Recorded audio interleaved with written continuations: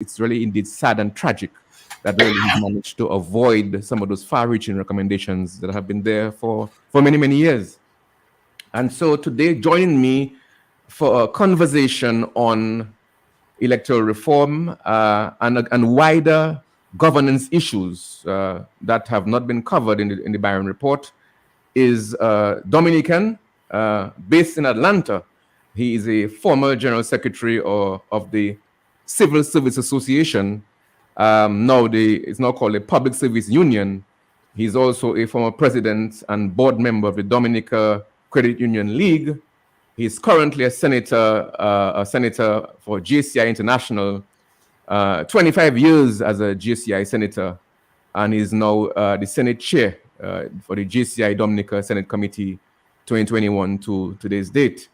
And so it's indeed a pleasure to bring in Mr. Thomas. He's been a contributor to the debate on many issues. Electoral reform is one, but many issues, because he brings a wealth of knowledge, having worked in the public service in Dominica over 20 years in the Ministry of Tourism under Norris, under Mr. Prevost.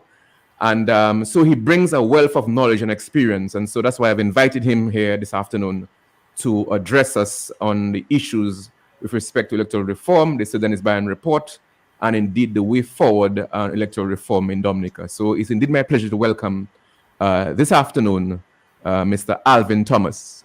Alvin, good afternoon. Good afternoon, Sean. How are you, my brother? Can you hear me loud and clear? Yeah, well, Alvin, to be honest, really, I don't really when I'm looking at you now, I don't remember you when you were at the CSA back as I was a little boy. Yeah, so looking at you now, I say, but this is a guy, he looks like a stranger. But of course, I've spoken to you for many times. But it's good to see you actually see how you look with yes.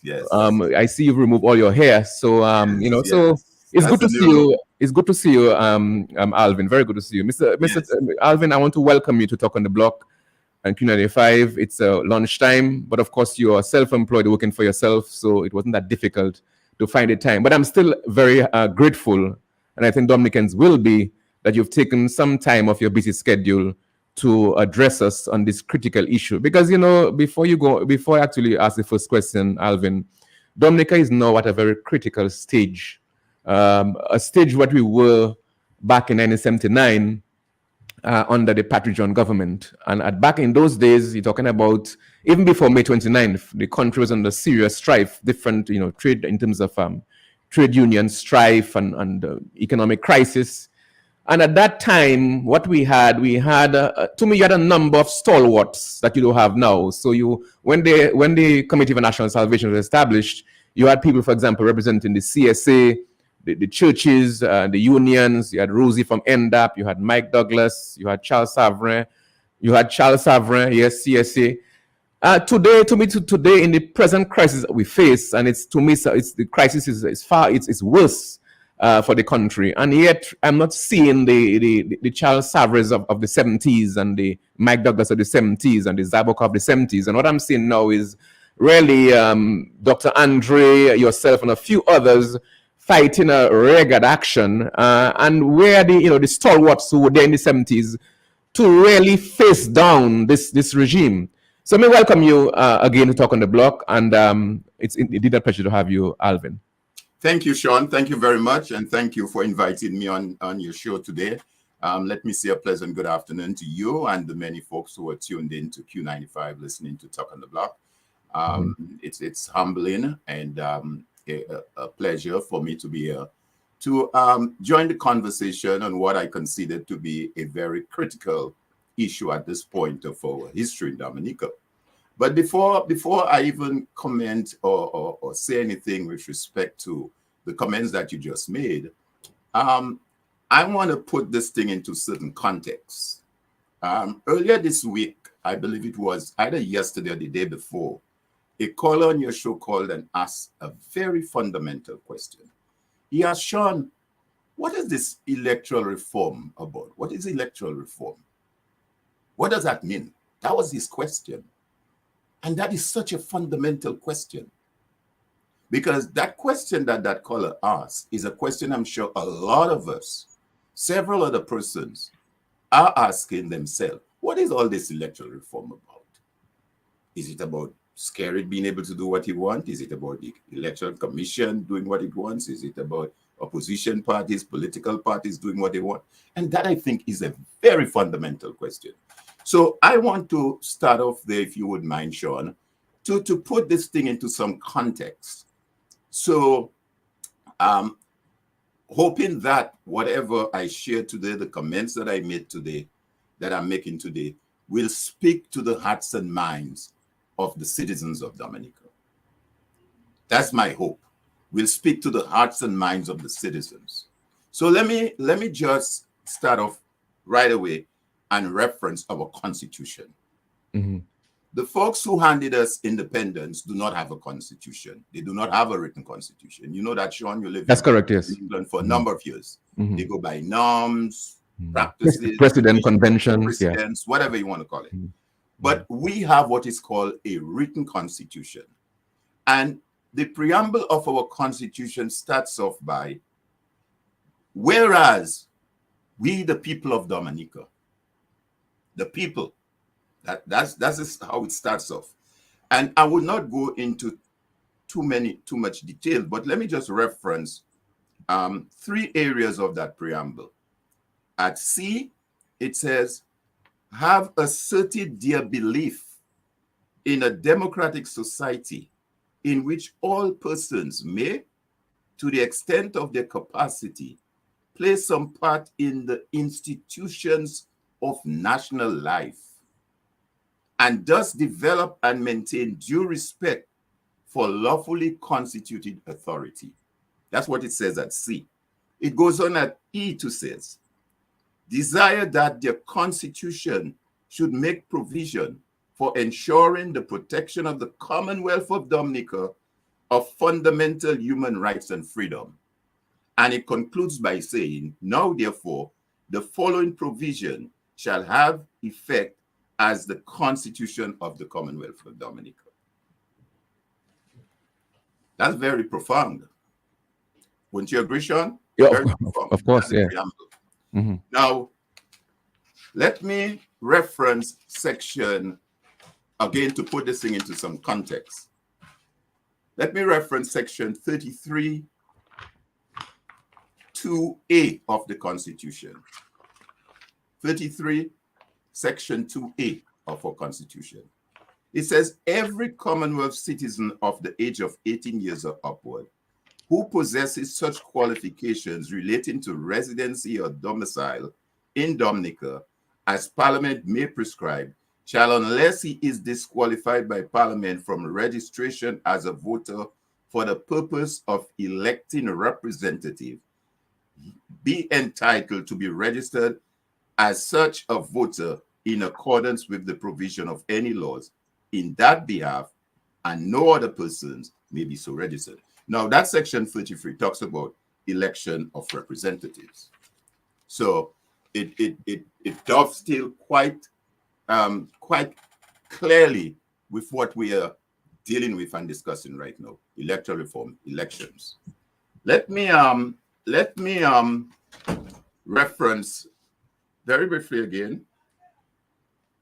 I'm going to make reference to various reports as the discussion unfolds.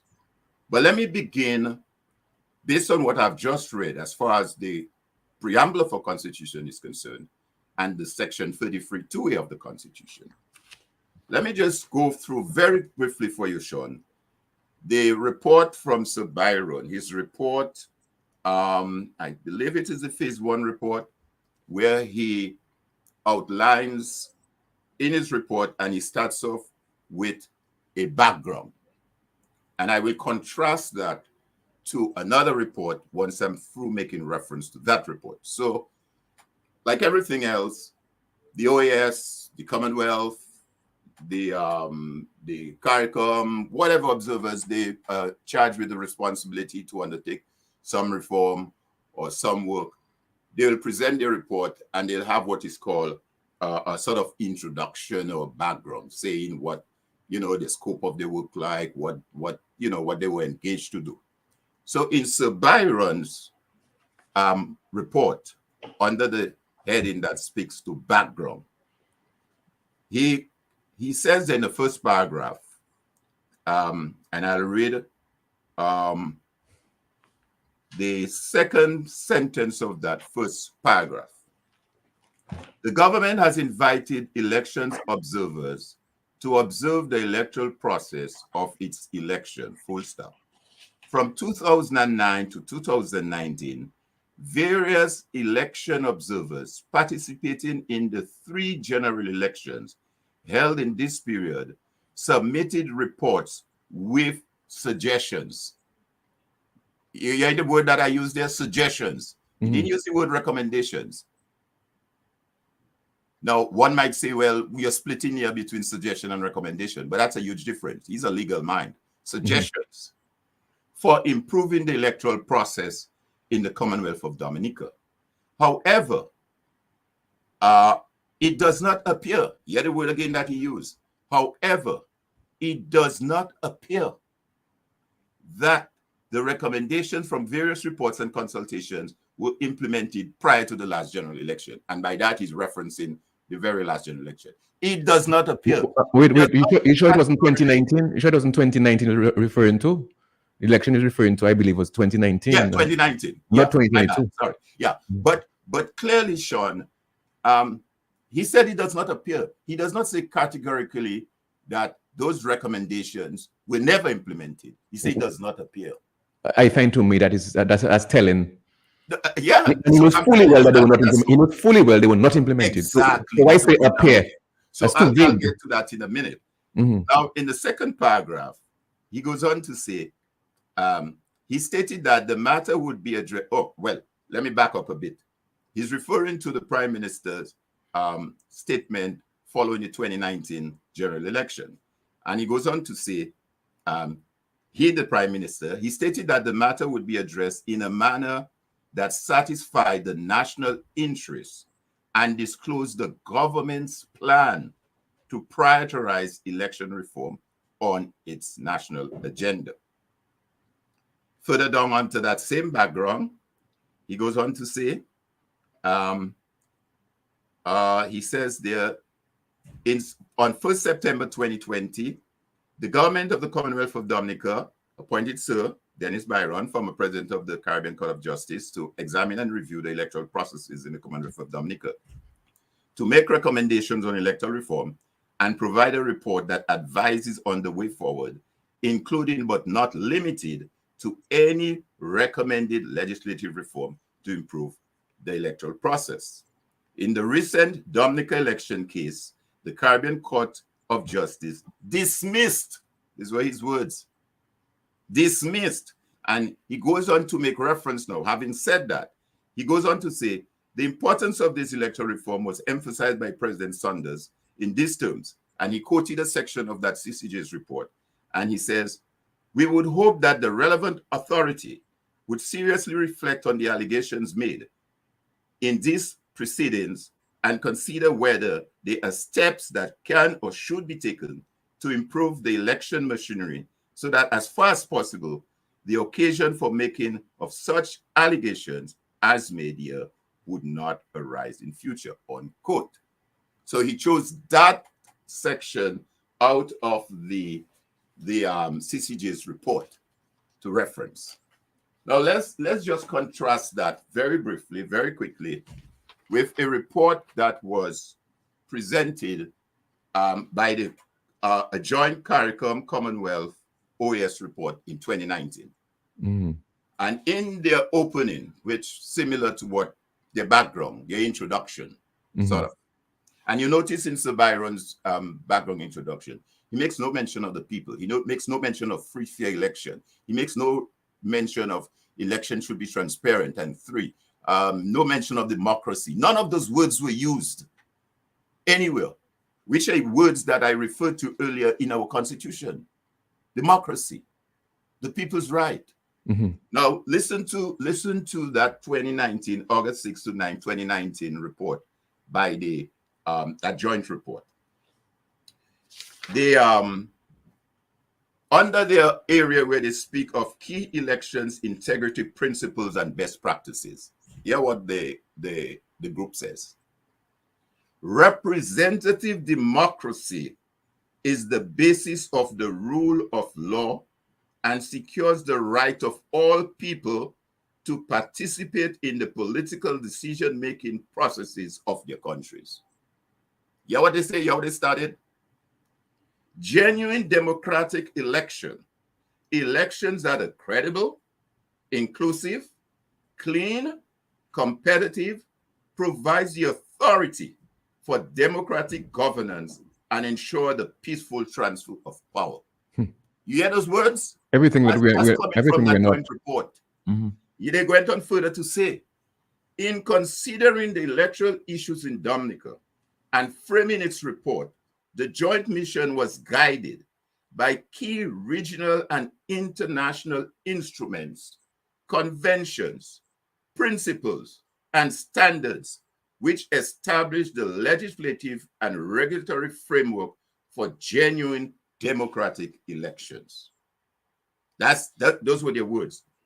And I won't read some more, but let me just conclude here.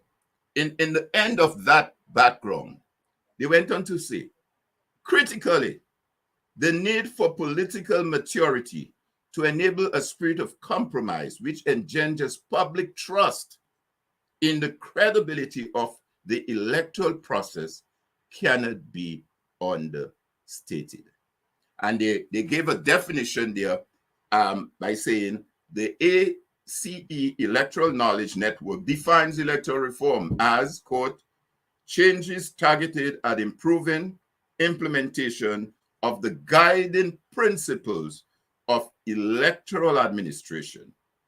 That's what they quoted there by way of a definition. And they went on to expand a little more on it by saying, pointing out the role of the Electoral Commission, the institution, electoral reform needs to be carefully managed, and a couple other things. It's important, Sean, that be put into context. So you understand now to whom is this report that Sir Byron has prepared. Who is he sending that report? Is that a report for the people of Dominica? Is that a report for a political party?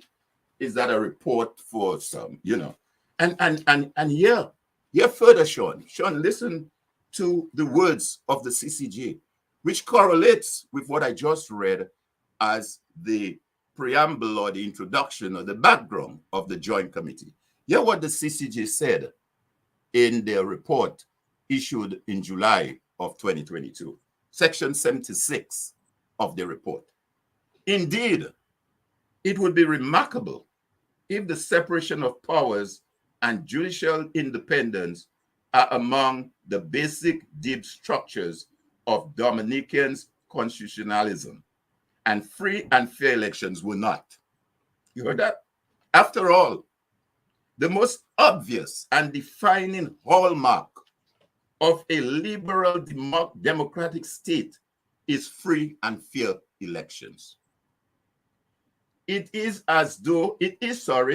through such elections that two of the core institutional structures of the state are established: the legislature and the executive.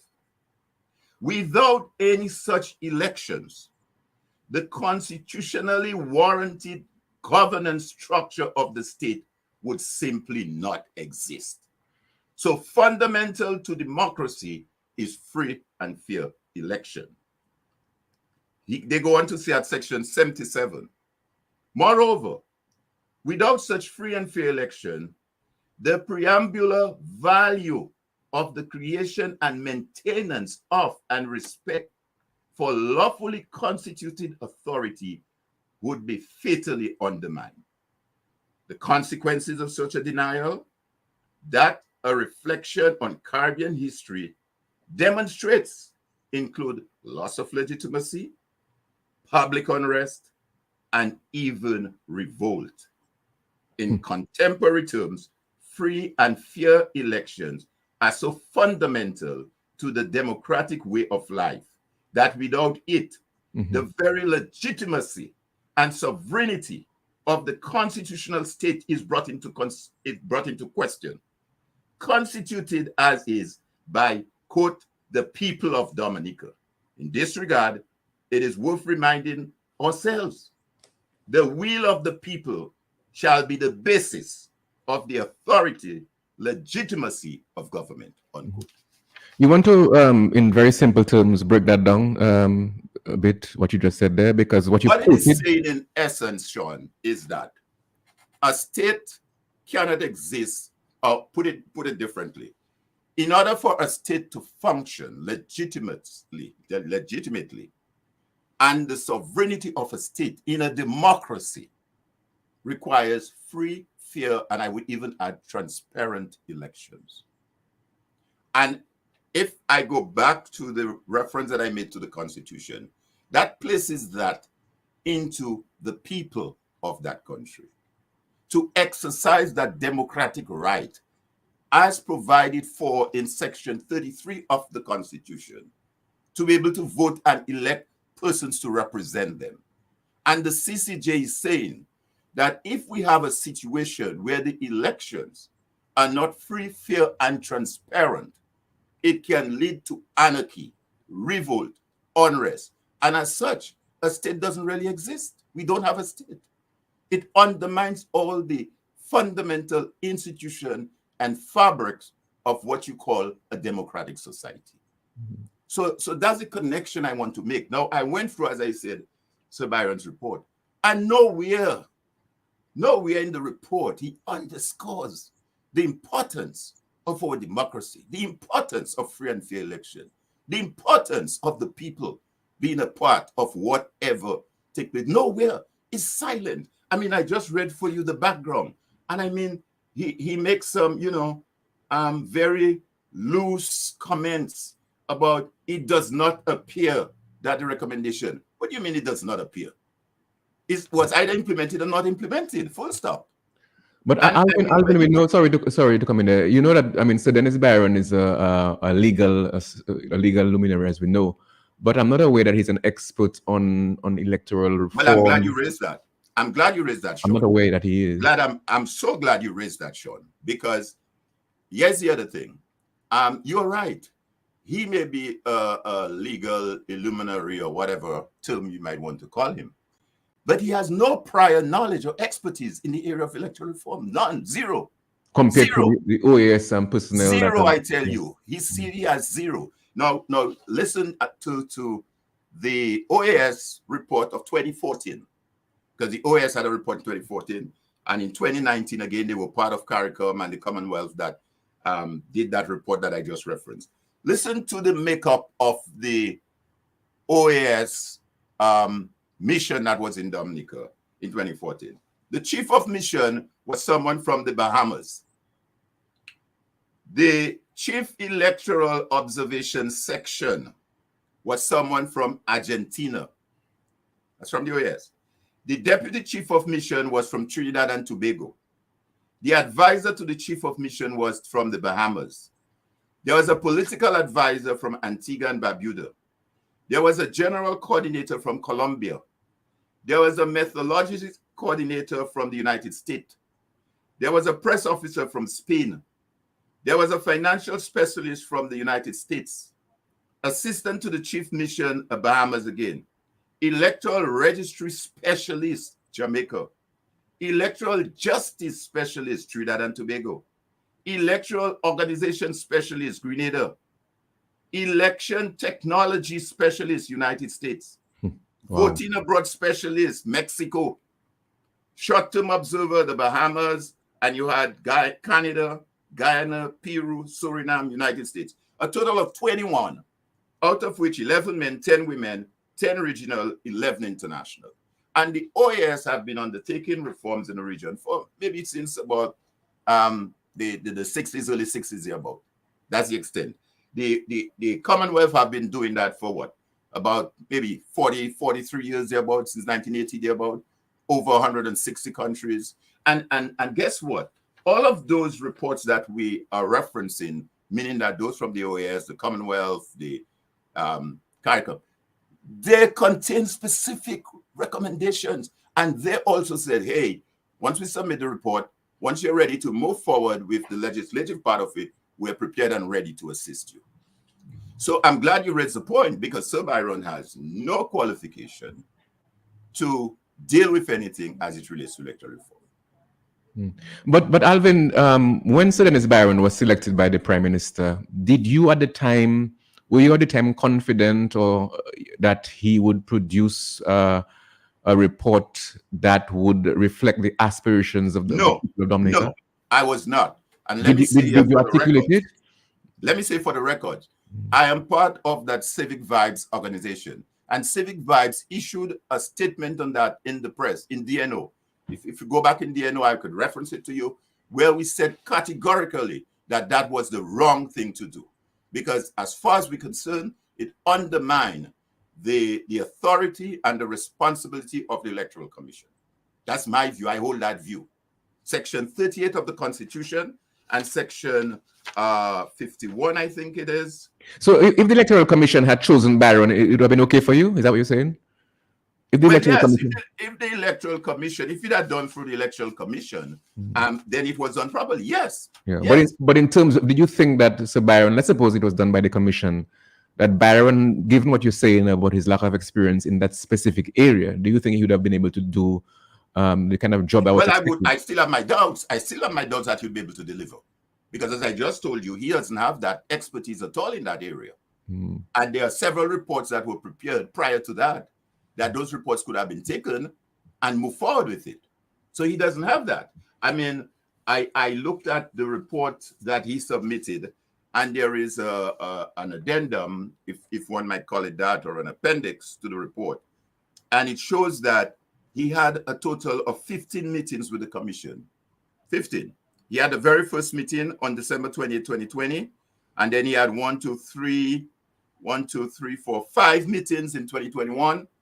And the rest of it in 2022. The last meeting he had, according to that information that I have, which is appended to his report, was on October 6, 2022.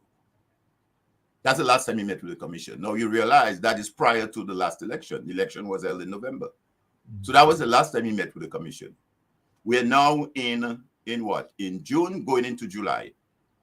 And guess who is distributing reports and talking about report? Is the Prime Minister. Again, I think on your show and other on your show and other shows where other guests showed up, it says clearly there in Section 51 what the role of the commission is in respect of that. So I'm saying all of that to say that as I see it now, Sean, I think that report, we shouldn't even be using that as a basis for moving forward. We shouldn't, but you know that it will be. Well, it will be to the extent that the people want to allow it. At the end of the day, we the people. When I went through the report, and I don't want to spend our time here just dealing with his report. I think there are other reports, as I said, that are more important than that report. You referenced a few minutes ago the report by the joint multi-sectorial civic religious business groups. I think that was submitted somewhere in November 2019, I believe, if I'm not mistaken. At the time, I think Severin McKenzie was the chair of that grouping, and they have outlined there quite articulately what are some of the concerns that they had. We also have a document that I'm not sure if you may have come across it yet, but we have a document that was issued back in 2021 by Julian Johnson. Yes, he said, I on campaign finance reform. Exactly. That speaks to some of the issues. As I said, you have the OAS, Commonwealth, CARICOM report. That speaks very directly to the issues. You have even the last OAS report that came out from the last sham election. That speaks directly to the issue. So the point I'm making is that there's sufficient information. Look, we had last night on Global View, we had Justice Andre that gave a 14 or 16 point areas. Maybe 17. That can form the basis for us moving forward with some conversation. So there's enough material available that we can use to formulate the reform moving forward. Let me also say, I'm not sure if he still practices, but we have a very eminent legal draftsman in Dominica in the person of Ray Harris. Ray Harris was one of the best legal draftsmen, not just in Dominica, for throughout the region. So it's not for want of us not having the expertise or the people. But we've already paid. We've already paid somebody, I think, a Pereira, a large sum for doing the drafting you're talking about. Well, yes, but the point I'm trying to make, Sean, is that again we have people right here in Dominica. I mean, I just referenced Julian Johnson, and I'm sure there are other legal minds. We have Ray Harris. We have several legal minds that can then prepare the legislative framework that would go along with some of the recommendations that have already been outlined in several of the reports that I've just cited. Mm-hmm. Alvin, it's now 1:39 in Dominica. I want to take a short break. We have Mr. Alvin Thomas here discussing electoral reform. We'll be here until 3 o'clock, God willing. I just want to take a short break to acknowledge our sponsors this afternoon. After working hard for many years in London, Goldwyn is now retired and back living in Dominica enjoying his pension. He too shook a smile so we can see the gold teeth and too shook a yank. I met him coming out of Floss's with the help of some staff carrying different foods, drinks and meats to his vehicle. Myself too fast to go and ask the man what's up. Is their story stack? And when we finish have I words, so that Kadimo de San Dominic Puffini la hamwe. I said, Goldwyn, speak in English, don't force it. Then he said, I shop with intelligence, yeah? At Floss's, you get the most reasonable prices. Quarter bag flour, rice, sugar, milk, beers, soft drinks, water, rum, and so much more. Prices and quantities to fit your needs, mate. Because you just come down and want to tell me what I know about Floss's already. That's where I shop. It's not you alone that want to save money but still get the quality goods. That's right. And if you're listening to this ad, go and check out Floss's for yourself. Next to the Roseau Market, you can't miss it. Life doesn't always go to plan. Home is your safe place, so when the unexpected happens, make sure it's protected. Beacon's home and contents policies can help by providing complete cover for losses due to fire, theft, and natural disasters. Call Archipelago Trading at 448-5247 or visit beacondominica.com and get complete cover for your home and contents today. Insurance is a promise to pay. At Beacon, we keep our promises. The biggest art exposition is unfolding in the 767 Garden, New Jersey. Yes, you heard right. 767 Stuyvesant Avenue. Creative talents and industry of Dominicans living in the diaspora. Experience a colorful explosion of creative talents, music, artwork, handicraft, books and food created and produced by Dominicans living in North America. Artists and crafters, book writers, and more. DJ Falcon spinning the ones and twos. The expo with a difference. The Dominica Diaspora Jinping Band, a guest performer, will give you a taste of 767. There will be a health corner spearheaded by your own Dominican nurses living in the diaspora. The kitchen has a menu to dine for, so Rose Catering Services will feed your appetite with delicious crab apps, bakes and sausage, green bananas, stewed backs and necks. A well-stocked bar awaits you. Wear something Creole and come support the creativity of Dominicans living in the U.S. It's your own Dominican Diaspora Art Expo, uniting the masses on July 15, 767 Stuyvesant Avenue, Irvington, New Jersey. The biggest summer event, New Jersey, July 15, 2023. The Dominica Diaspora Art Expo compliments Wayland Smoke Meats and Produce. 845-232-6202 for your smoke meats and fish in the U.S. and Rose Catering Services based in New York for your gourmet caterings and in Roseau, Dominica for catering rental. See you there.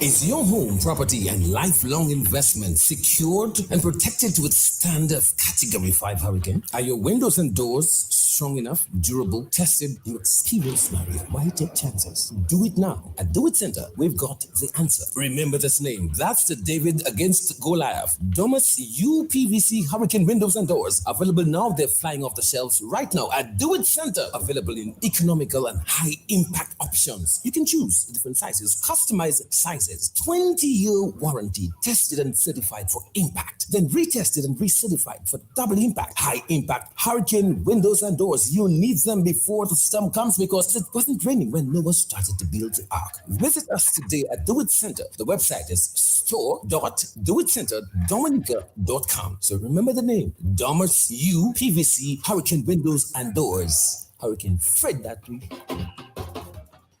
Yes, welcome back to Talk on the Block. My name is Sean Douglas, Q95 FM. We have Mr. Alvin Thomas. We're discussing electoral reform. Alvin, welcome back. Thank you, Sean. Okay. Alvin, the Dennis Byron report, I mean, of course, it took nearly 3 years to complete. We're waiting for it for years. Are there any, what are the red flags in this report which make, that you believe, make this thing, this report, the recommendations, not palatable, not acceptable? I mean, there are several red flags in there, Sean. I think last night, again, if I may refer to the Global View, I think Lennox did a splendid job in pointing out the matter as it relates to, I think, residency and people voting from the diaspora. You've heard the arguments pointed out as it relates to the voter ID card vis-a-vis a national ID card.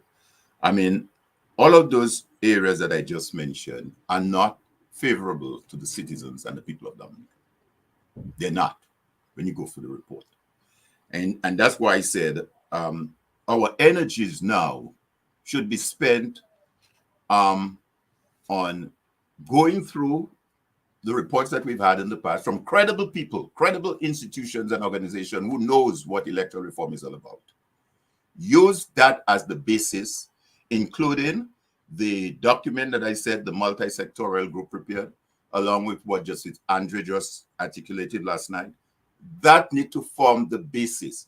Because let me say to you, Sean, we've had since 2004, if you might want to say, 2004 up until now, Prime Minister Skerrit has thrown out every report, everyone. So we don't have to accept Byron's report. Why can't we throw it out too? Why the people can't throw it out? Why should that be the report to form the basis of giving us electoral reform? We the people can throw it out. He threw out 4 previous reports. He threw out the OS report. He threw out Butley's report. So why has he decided now to accept this one? He's not throwing this one out. Do you have any ideas why? Well, Sean, again, let me again refocus. That's okay if he wants to accept it. We're not in his mind to know why he wants to accept it. He wants to accept it because of his mischief. But what I'm saying, we the people must say we don't want it. We're not going to go on the basis of that report. That is where the conversation has to go. That we're not going to accept this report. We do not want that report. And like I say, we can point out. Lennox has done that already. Several other persons have done that. We've pointed out the unjust in the report. I mean, it's riddled with a number of things. Hear what the CCJ said. For example, if we're looking at the voters' ID and being able to register people, and what is the electors list? The electors list. Hear what the CCJ says at section 81 of the report. Electors lists are central to the legitimate and unlawful elections. Full stop. Let me read that again. Electoral lists are central to legitimate and lawful elections. Sean, what this is saying is that if the list, in order to get on the list, you first have to register. So you get on the list. Having lived. If there is an issue with how you get registered and it's determined that it's no longer where you reside, and based on section 33, that clearly states that if you read 33(1) of the Constitution, it says each of the constituency established in accordance with the provision of section 57 of this Constitution shall return 1 representative to the House, who shall be directly elected in such manner as may, subject to the provision of the Constitution, may be prescribed by or under any law. So clearly it is saying that you the individual Dominica people vote for a representative. I can go on further to refer to the other section. You have to be residents in an area to do that. Now, if we have an issue with that, and then you have a list that is corrupt, and added to that, you do not have a proper form of identification with that, then it speaks directly to what the CCJ have said there. Electoral lists are central to legitimate and unlawful elections. And further, in that same report, It goes on to say at section 83. Remember, Sean, these petitions were filed, and the sitting judge Glasgow didn't even hear the case. He just said, look, based on what's before me, you guys don't have a case, and he threw everything out. Yeah, what it says at 83, which is important as well. It goes back to that question that you just asked. The first instance judge, Justice Glasgow, made the following remarks about the list issue at 129. So when he issued his report or whatever he issued, he made a comment at section 129 of his report. And here's what he says. Section 17 of the Registration Act states that the revised annual list and the supplementary register shall constitute, shall, he didn't say may, shall constitute the register of electors for the respective polling district, and shall be used as a register for any election. If the pleading are taken as correct, then the use of the preliminary and supplementary register at the 6th December 2019 election was a patent non-compliance with section 17 of the Registration Act. So here is Justice Glasgow saying, based on what is before me, if this thing is taken as is, from what I'm seeing, it appears that there was a patent non-compliance of the law. So the list that was used for the 2019 election was a corrupt list. It was not a good list. Il partait bon in local palace. And if we go back to what I just read a while ago from the CCJ, electoral lists are central to legitimate and lawful election. So if the list of 2019, as per section 17, there was a patent non-compliance, it means the elections were not legitimate and they were not lawful.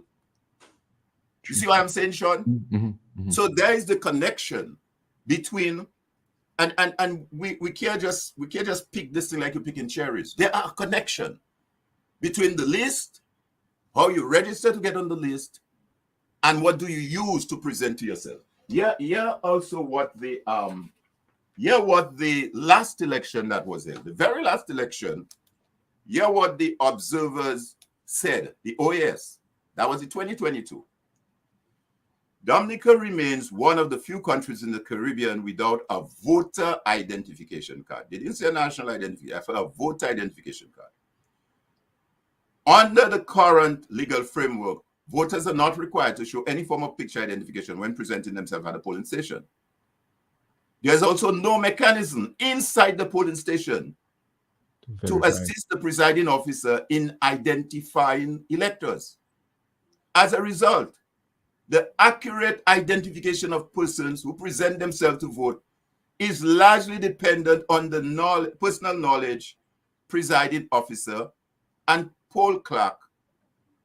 Let me take that again. As a result, the accurate identification of persons who present themselves to vote is largely dependent on the personal knowledge presiding officer and the poll clerk may have of residents within the community. Several stakeholders interviewed by Mission suggested that it was likely poll workers would know the voter registered to vote in their polling station due to the small size of the polling division. The Mission observed few instances throughout the 15th constituency where this seemed to be the case.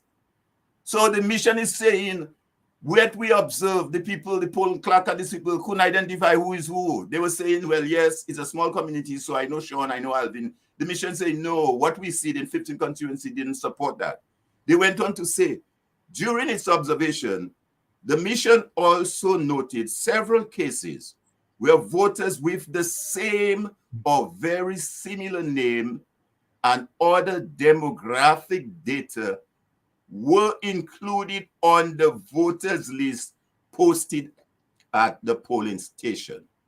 In one instance witnessed by an OS observer, neither the polling station staff nor the party representative were able to conclusively identify which of the names on their list related to a voter who had presented at the polling station.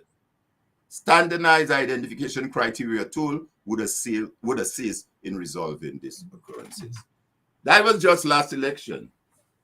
So I'm saying that if Sir Byron had access, which I'm hoping that he had, to these reports, he'd have known very well that that is a major issue that needs to be addressed, voter identification, and speaks directly to the matter, and not skirt around. But yet, in his final report, he's talking about national ID cards, which is exactly, a preference of Mr. Skerrit. Exactly. So again, Sean, let me just make a comment to, I think, a comment you made earlier when we started the show. You referenced the 1970s or the 79, and how right now there are no people. Yes, Sean, there are people.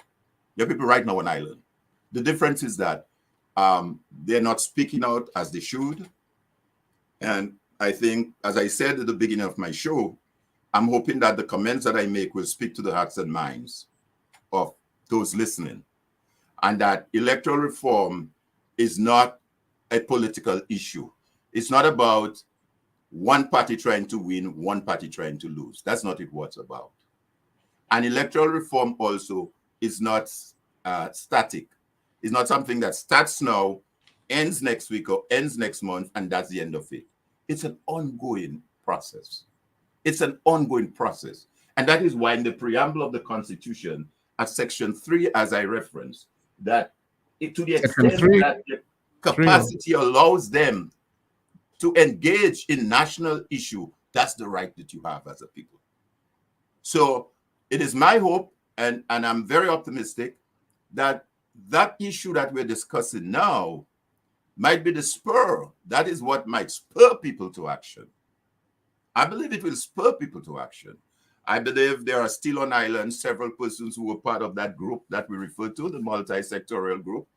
There are several persons out there that I believe that are they're championing. I don't want to risk of calling any names, but I know there are several people. You yourself is championing cause.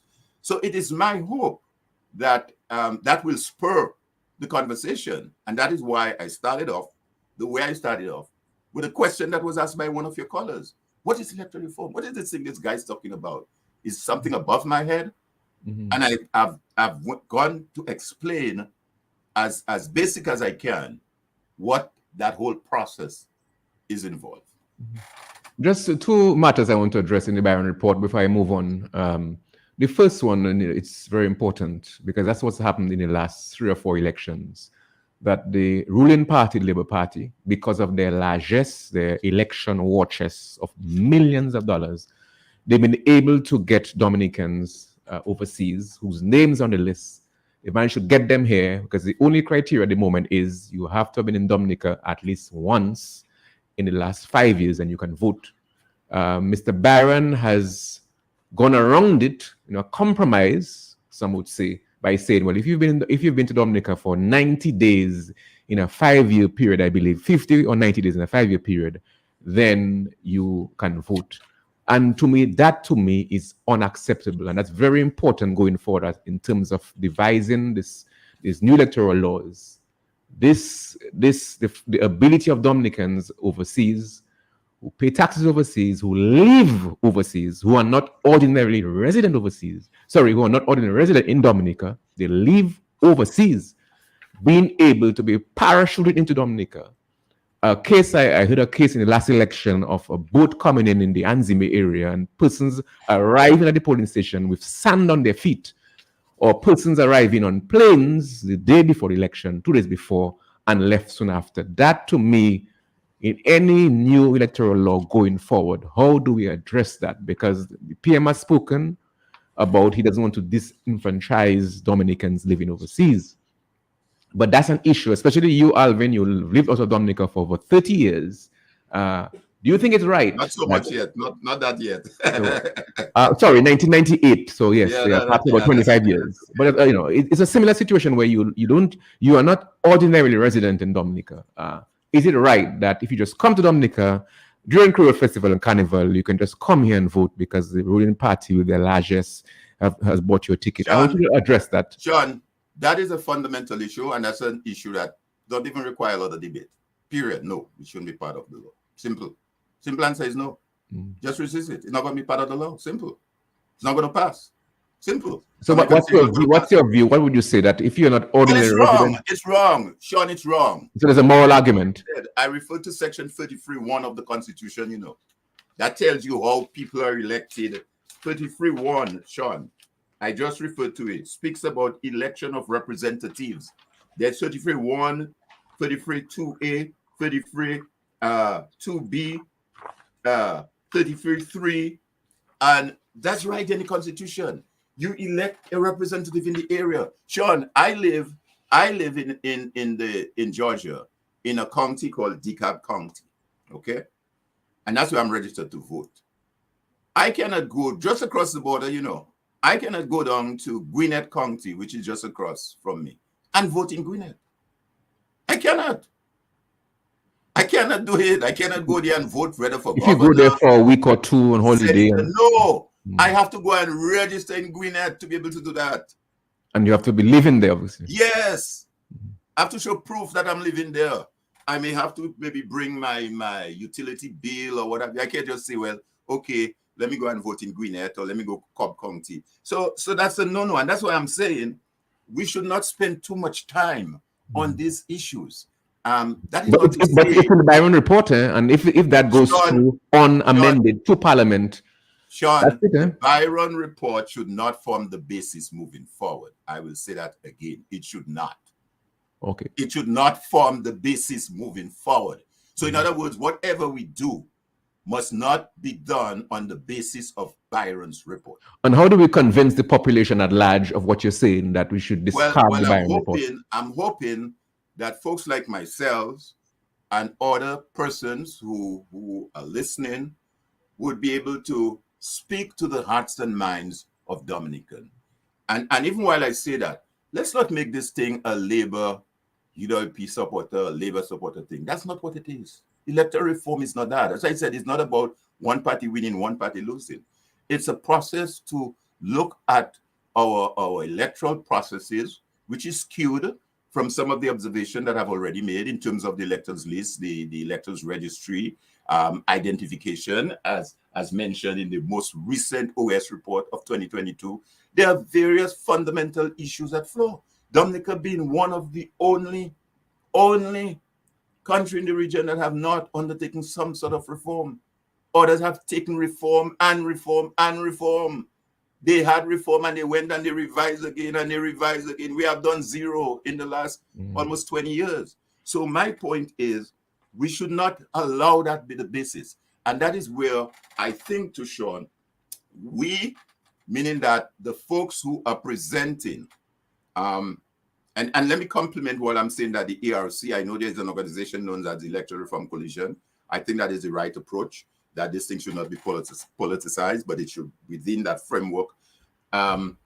We are the ones, at the end of the day, we are the ones that's going to determine what kind of reform we want. Okay? And therefore, our narrative moving forward, must not be one whereby we seek to, I think sometimes we give too much credibility and credence to Byron's report.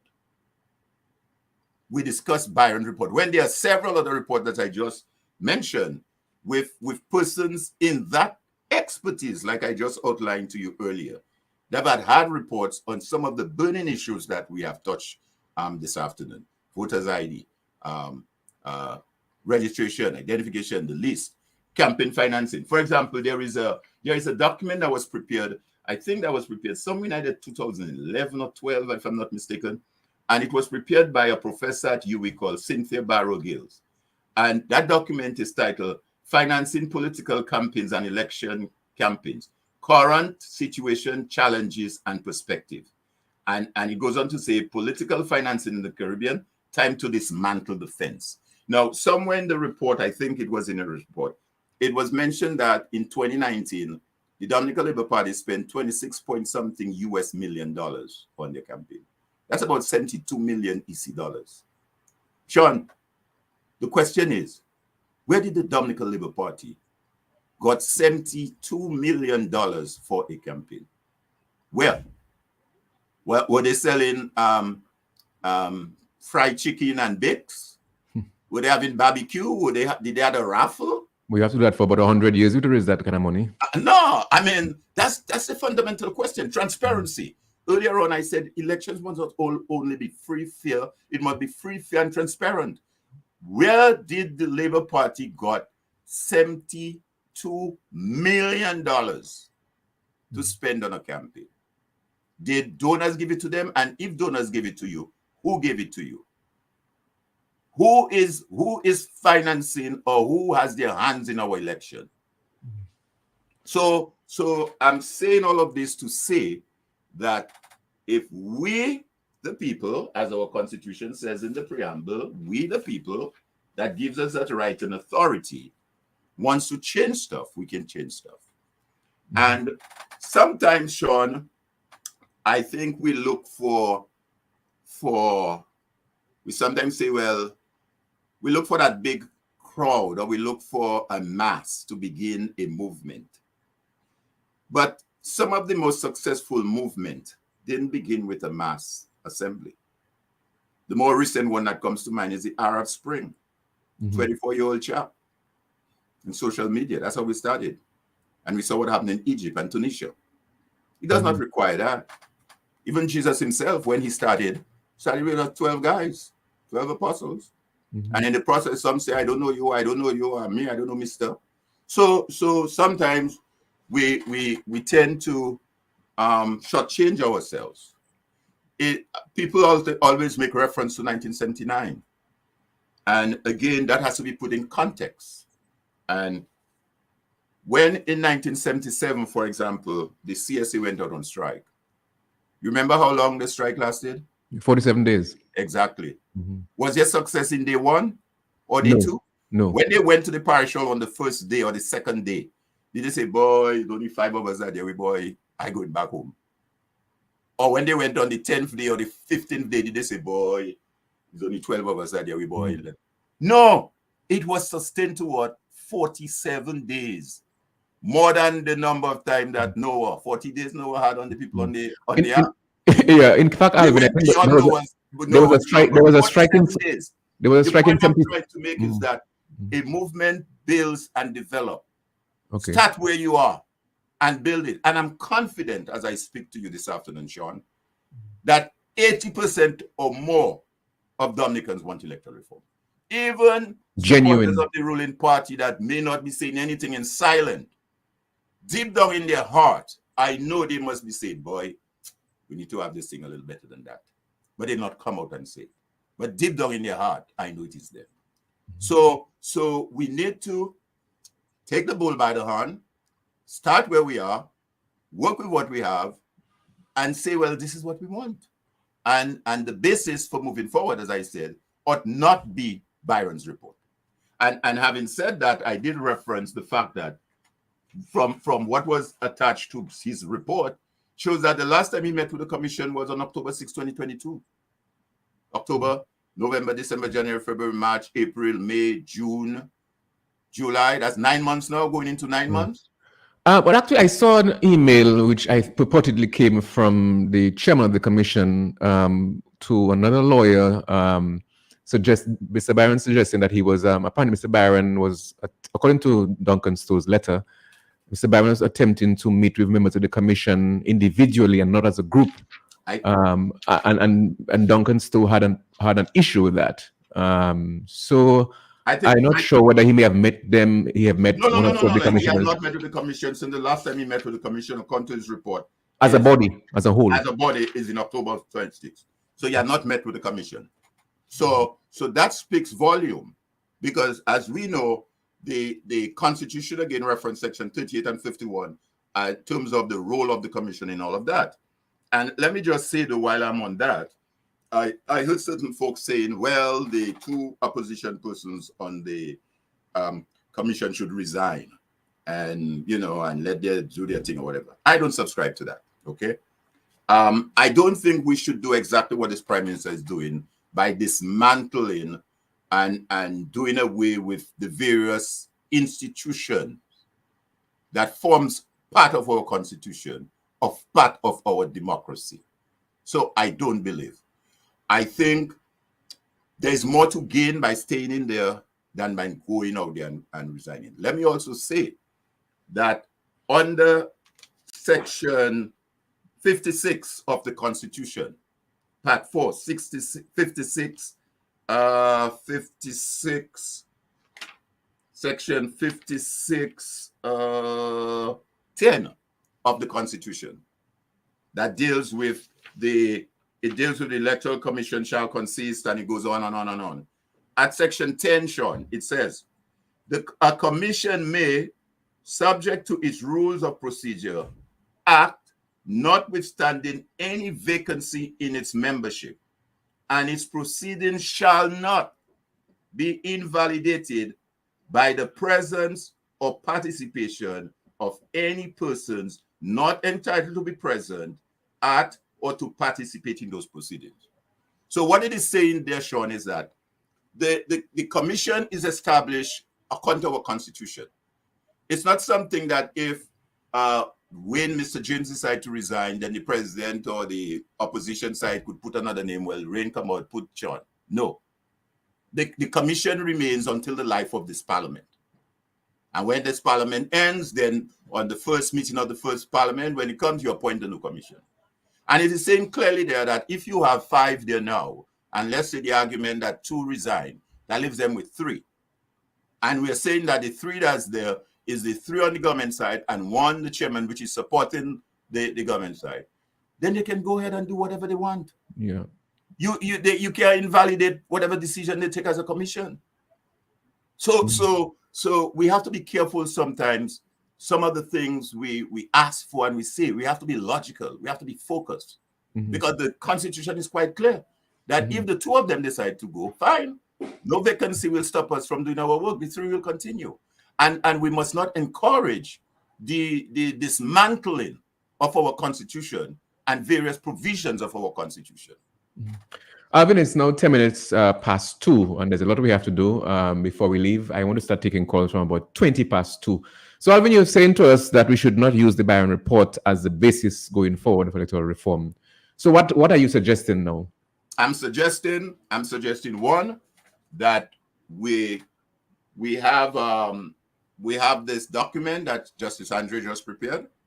We have a document that was prepared by the multi-sectoral group, which consists of religious, business, and civic organizations. And we also have, as I said, a paper presented by Julian Johnson.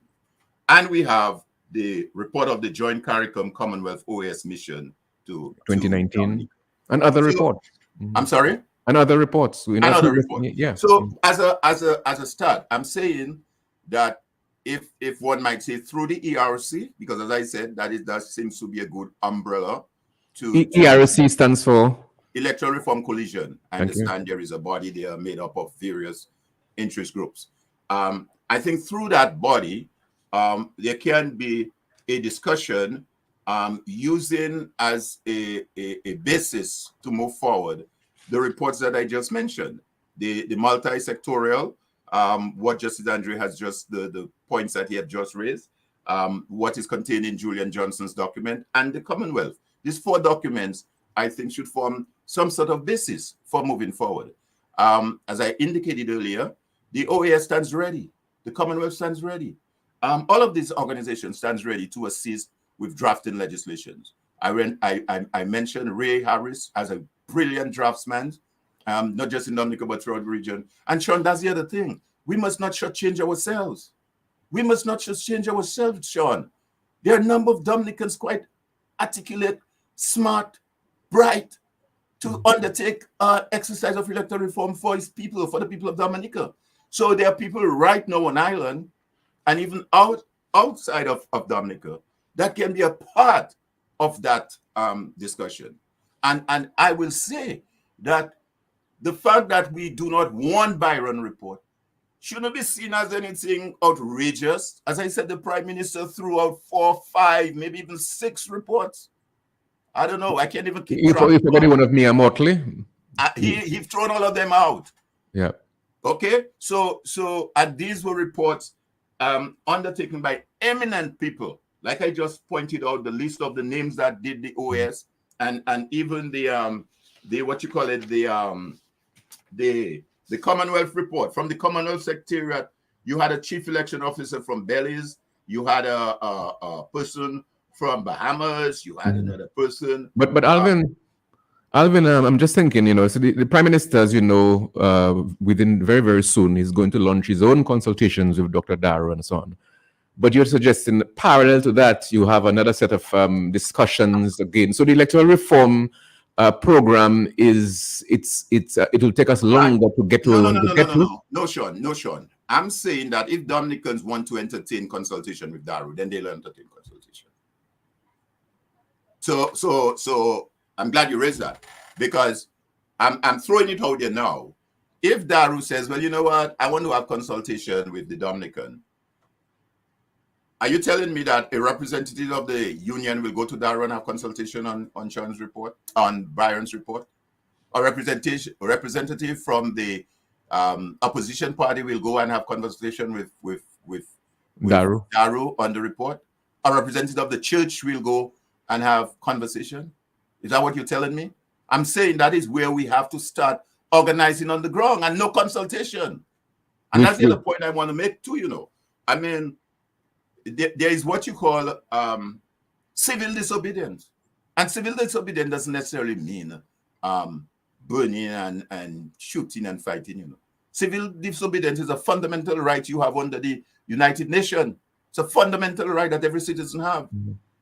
And whenever Darrow is having those consultations, should be frustrated. It should not be held. There should be picketing taking place outside. If he's having those consultations, wherever it is, then we should be picketing outside. We should ask and hold the commission fit to the fire. There should be picketing going on. If we need to picket outside the president's house or wherever we need to do, we should picket. And bear in mind, as I said, in 77, 47 days, the success didn't come from day one. It came in day 47. So a movement doesn't just evolve and become what it is, a movement at one time. I mean, I can reference Martin Luther King, the movement in the US. It took years, Sean. It took a while.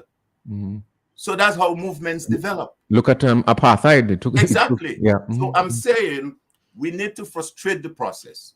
We must not validate or accommodate that report, which is not in the best interest of we, the people of Dominica, the people of Dominica.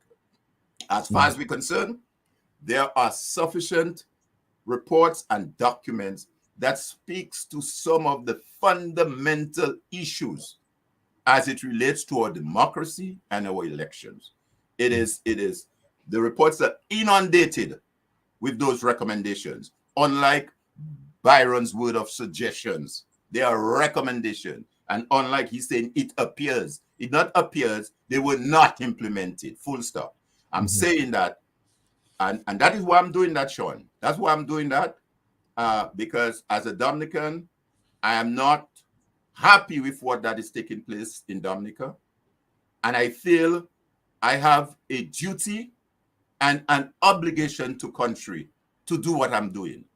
I'm a member, as you reported. I'm a senator of the JCs International. And there are two tenets in our JCI creeds that I will mention to you. One is government should be of laws rather than of men. And that clearly states that you are not above the law. You're not above the Constitution. Governments must be of laws rather than of men. And then there's a final tenet that says service to humanity is the best work of life. And that is exactly what all of us have to do. We have to be service to humanity is the best work of life. And I'm hoping that I can speak to the hearts and the minds of as many people who will hear and will understand what we're dealing with at this very important juncture of our history.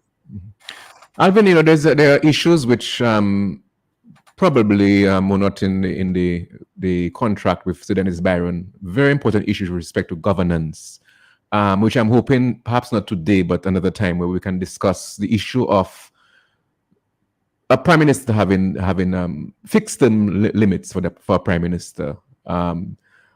Perhaps introducing PR, proportional representation. To me, going forward, even it's not just about having, yes, voter ID cards and all that's important. But I believe going forward, you have a situation in Dominica where, for example, we have a party in the Democratic Party, for example, that in one election got 16,000 votes. And yet that party has no voice in the governance of the country. Absolutely, yeah. And got as much as 40% of the vote. All these are issues I believe at some point in the near future we have to look at. I mean, this 2-term limit for the prime minister. Yeah. In America, no matter how great you are allowed 2 terms, and a term is 4 years. In France, there was basically, you could go on forever. Now and you could be a president for 7 years. Now it's 5. And you only allow 2 terms. In Dominica, I mean, Scott has been there after 2019.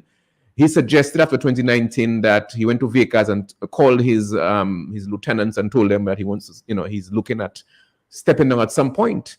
That was in 2019. Yeah. Then he seemed to have reneged on that. Then he told us in 2022 that he wants to go in 2025.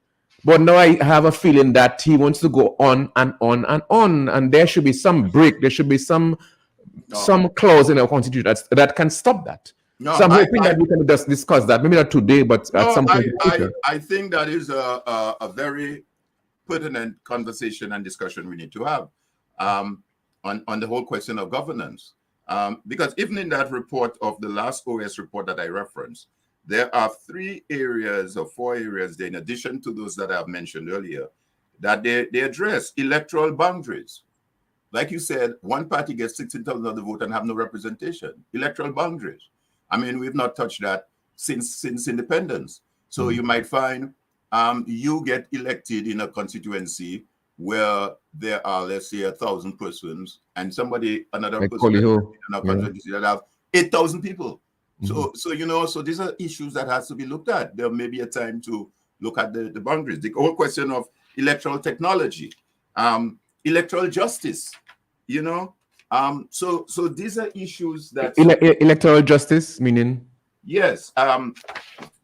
They said there in their report, in Dominica, there are different mechanisms to achieve electoral justice through the electoral process. 1, constitution motion or judicial review. 2, which report is that you're quoting from? Which report? From the OAS report. The OAS 2019? report that was presented on the 6th of December, 2022. Oh, okay, the latest one, yeah. Because objections to names on the list, objections to an elector, objections, petitions, election petition. Because as you would recall, Sean, we just discussed earlier the fact that petitions that were filed in 2019 were thrown out by the judge. And you have a certain time frame within which you have to file a petition. If you're outside that time frame, which I think is 21 days, then you cannot file. So the question remains, what redress do you have? And there speaks the question of judicial review, constitutional motion or judicial review, which you can take to the court and have the court adjudicate as to whether that action on the part of the government was right. So there are a number of areas that you rightly pointed out that needs to discuss. The whole question of governance. I mean, there is discussion right now going on with the IPO and all of that. We know what happened with the IPO. Johnson was the chair of the IPO from what year? From I think he was there from 2008 to 2015. And we know what happened on the IPO. And guess what the Prime Minister did? He went to Parliament, he changed the law and reduced the IPO from 7 to 3. And then 2. And then so we're talking about governance again. So yes, I'll be more than happy to speak to some of those issues. The whole public service being what it is now. I worked in the public service.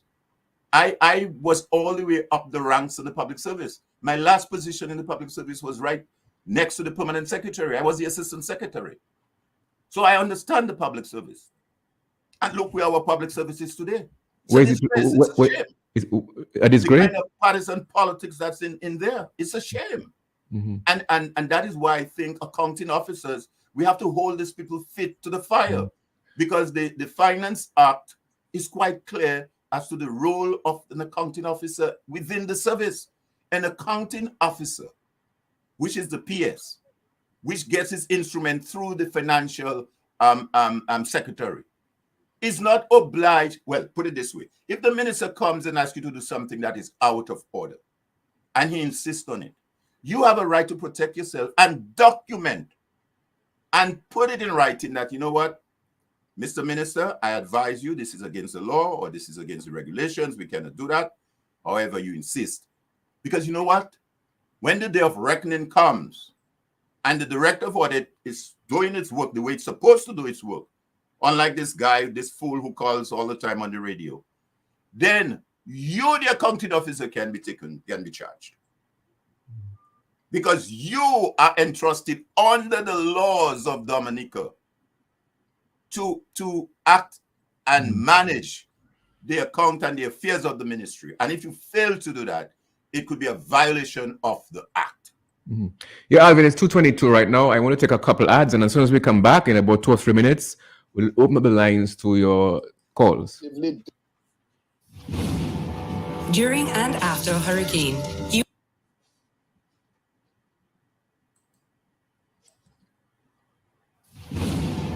During and after a hurricane, you may need supplies to keep your family safe and healthy. Be sure to include items such as a first aid kit, flashlight, batteries, candles, at least 3 days of non-perishable foods, water for each member of your household, along with any necessary prescription medications. Make your list, stock up on everything you might need early to be prepared. A message from Cash and Carry.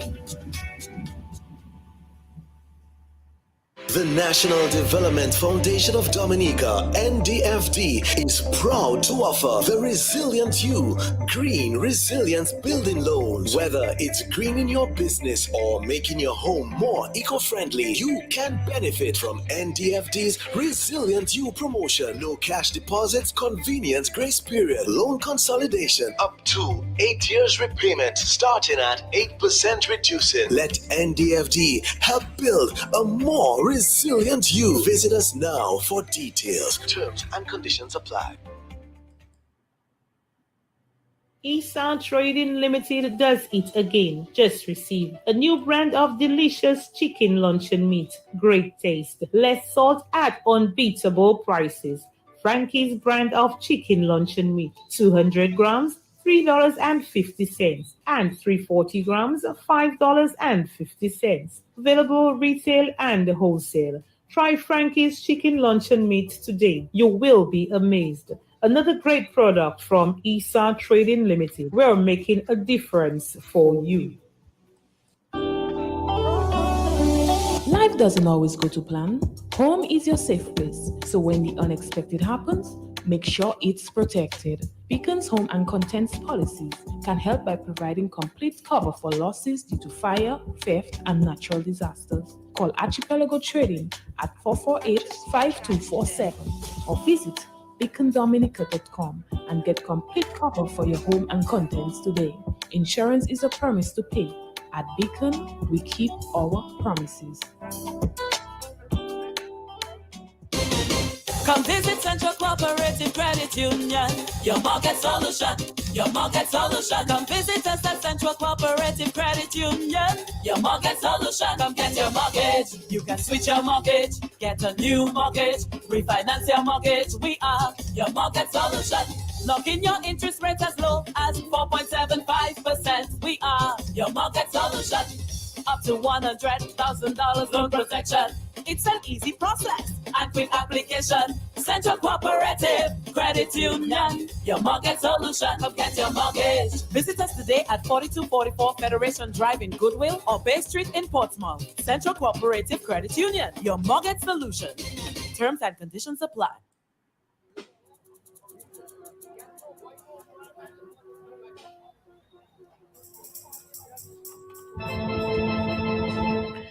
Welcome back to Q95 Talk on the Block. We've had since just after 1 o'clock Mr. Alvin Thomas, a very, very interesting discussion. Many ideas being put forward by Mr. Thomas here. We're talking about electoral reform. He's suggesting that the Barron report should not form the basis of our election laws, systems, and processes going forward. And now is your time. It's 2:27, just over half an hour for us to hear what you have to say, your what Mr. Thomas has said, a very interesting debate that I said. So I'll open the lines now to your calls. So let us see who we have now on the line.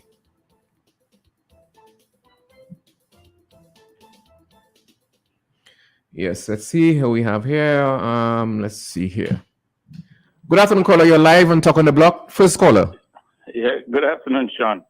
Hello, good afternoon. Thanks for your service. Sean, it seems to me that the discussion has gone beyond electoral reform. It almost sounds like we're talking about constitutional reform. Correct me if I'm wrong, but as an ordinary citizen, that's how it seems to me. Because what does it take to change some of these laws? It seems like some of these laws are really, as the gentleman that your guest hinted, they're in the Constitution. And for you to change that law in the Constitution, you're talking about a constitutional amendment or something like that. And what does it take Parliament? How does Parliament go about making a constitutional amendment? What's required? I myself, I'm not sure. Because it seems like when it comes to the Electoral Commission, they may have some powers to change these things without going to Parliament, especially the part about enforcement. That we talk about all these laws, Sean, but we're not talking about how they are enforced. If there's nothing to enforce that law, to me that law is useless and can be broken with impunity without any, without any, reaction, penalties. And I think that's what's been going on. You talk about you need this, you need that, but I can go into a polling station, break all these rules, and even if somebody complains, there doesn't seem to be any law with teeth to correct what I did wrong instantly, or even within a reasonable period. And it being an election, that vote that I may be challenging, which I believe is illegal, nothing happens. Months go by, a new government is in place. Everybody wants to, forget about that. Yeah. We need proper enforcement of the laws that are existing. Thank you, caller. Thank you. Alvin, I hope you can respond to that very, very strong point the caller raised. Yeah, I think the caller made some very good observation, and I will start off with where he ended, and that is the question of enforcement. And he's absolutely correct. It goes back again to what role you have and to what extent, based on your capacity, you play a part in the institution of national life of your country, as contained and enshrined in the preamble of our Constitution. Enforcement is correct. Section 51 speaks quite clearly in terms of what the role or what the commission can and cannot do as it relates to laws and regulation. But I will say that at the end of the day, it boils down to us, the people, holding the government fit to the fire. Some of the things that have been mentioned so far, for example, voters ID card, voters identification, that is in our current regulation. It's a question of implementation. The whole question of the electors list and how the electors list should be cleaned and purged, that is there. Let me just say, for the benefit and for the caller, that Dominica, as I said earlier, Dominica is only one of the many countries in the region that have not had electoral reform. And it's not to my knowledge that any one of those, St. Lucia had to amend their constitution to implement reform. Did Antigua had to amend their constitution? I mean, did any one of these have to go through the extent of amending their constitution? No. The people wanted the reform, and they held their government fit to the fire, and they got reform. And as I said earlier, it's not static. It's not something that starts now and ends tomorrow. It's an ongoing process. And over the years, we have seen, even where in the countries and the islands where they've had reform, they have gone back to Parliament because they realized, look, we need to make this thing a little better than what it was, than what we had. So I think he's right. The question of enforcement is critical. But at the end of the day, it boils back to engagement of the people. We, the people. Yes, good afternoon, callers. We're waiting for your calls. 449-3095, 449-3096, 449-3097, 616-4257, 305-432-9624. I think we have a call. I want to take as many calls as possible because the time is running so quickly.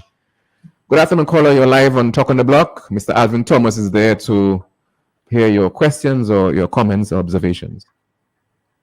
Yes, good afternoon to you, Mr. Douglas, and good afternoon to my good friend out there, Mr. Thomas. I know he knows that voice pretty well. Yes, I do. Good afternoon. Good afternoon to you, Mr. Thomas. Excellent presentation, And Sean, for the listening public, Alvin epitomizes what it is to be a patriot, a true patriot of the land. And I think if this guy had stayed in Dominica, he would be a perfect person to become the president of the country. Wow. But having said this, I listened to him, and I he and I have had conversations. And people have to realize the bottom line is in the objective of electoral reform. And I think that is not said enough. The bottom line is to ensure that there is a true democratic process through which we elect our representatives. And what that means, it's supposed to be by the people, for the people, of the people. Not by one man, for one man, of one man. Not by Lennox Clinton, for Lennox Clinton, of Lennox Clinton. Neither it's for Roosevelt Carey, for Roosevelt Carey, of Roosevelt Carey. So at the end of the day, the entire electoral electoral reform process, is to correct where we have loopholes, just like people talk about constitutional amendments. You amend constitutions where there are loopholes, where time has changed and things need to be updated. So similarly, if we have a situation where an individual is getting an unfair advantage, where the power of the people is not represented, then obviously we need to have reforms. But that reform cannot come by the individual, from the individual who's the subject or the instigator or the catalyst for that reform. Mm-hmm.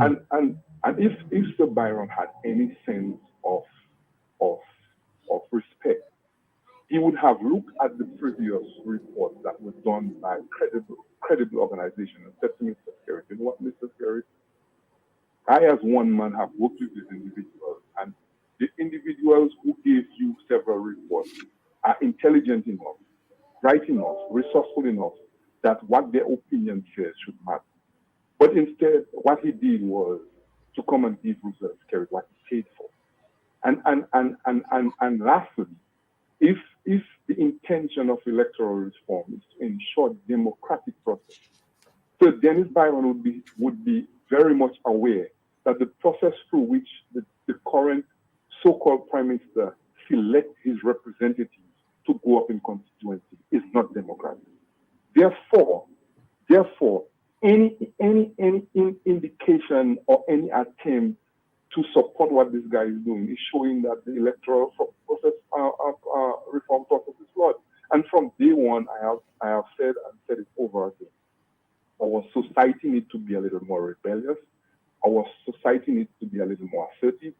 Our society needs to understand the constitutional right, the power that the Constitution gives us as individuals to chart our own path.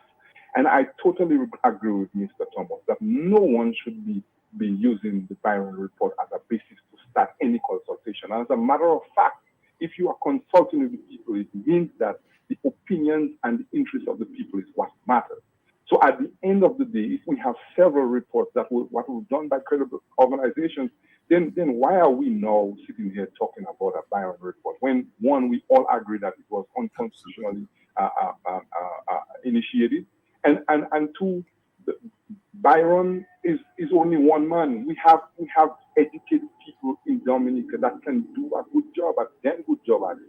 And I think unless we as a people realize that our governance is for us to direct, our country is for us to salvage, the Constitution is what is the law of the land, and not the utterances or the declarations of an individual, then we are not going anywhere. And Sean, lastly, before I leave, I would suggest that while this consultation is going, the parliamentary opposition, the civic organizations need to go on the ground, meet in the trenches, meet the people and educate them about their responsibility, their constitutional right, and why the reform is important.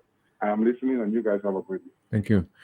Well, we've had 2 calls so far, Alvin, and both of them are very strong. The first one was strong. This one is even stronger. I'm hoping that callers to come will actually build on that standard that has been set. You want to respond, Alvin, briefly, because we don't have much time? Well, very briefly, I want to get the benefits to the callers to call, but very briefly, though, I think the first caller and the second caller sort of alluded to it.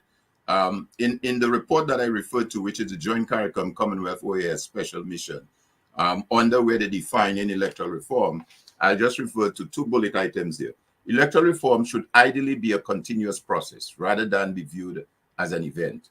And they go on to say, electoral reform needs to be carefully managed to ensure that it fulfills its intended and stated purpose without confusing electors and with minimal disruption to electoral administration. Electoral commissions have a vital role to play as advocates of electoral reform in the general, as implementers of institutional reform, and as initiators and implementers of administrative reform, including technical and procedural reform. So it sort of captures the role of the commission, the role of the electors, and as we said, it's a continuous process. Mm-hmm.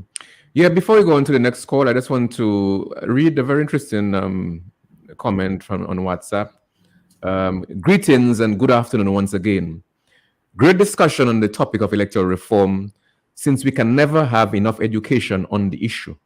However, I personally have always held the opinion that Dennis Byron by himself could not know more about elections and electoral reform than all the jurists, specialists, and experts advising the 3 robust bodies who have been advising and advocating for electoral reform in Dominica for decades. Therefore, I'm not surprised that the recommendations produced by Mr. Byron is not worth the paper that it is written on and should be thrown into the rubbish bin where it belongs. With that being said, it is now up to the people of Dominica to do what is necessary to get what they want and deserve. The issue of the so-called diasporans voting in elections in Dominica, to me, is a non-issue. In other words, absolutely should not be done or allowed, period. That's a comment coming in on my phone here on WhatsApp. Let's go back to the telephone lines. Talk on the block. We have Mr. Alvin Thomas here. We haven't got much time, so keep your contributions as brief as possible. Good afternoon, caller. You're live on air. Yeah, good afternoon, Sean. Hi. Sean, I just would like to know if you haven't got in contact with the chairman of the Electoral Commission yet. Yes, you asked me to. I have not, caller. I have not. I'm not sure if he's on island though, but you need to get in contact with this guy. You need to. Yes. Yeah. In fact, yes. In fact, yesterday you mentioned that. I think it was you who mentioned that. Having him on would be a major coup to him to come here. And coming on Q95 will be like, it's like having my birthday and Christmas and anniversary put together. But thank you, caller. Anything else, caller, before you leave? Okay, cool. Thank you. Yes, numbers to call. Let's go back now to the telephone lines. Good afternoon, caller. You're live on Talk on the Block. Yeah, good afternoon. I'm Sean and your guest. Good afternoon. Go ahead, caller.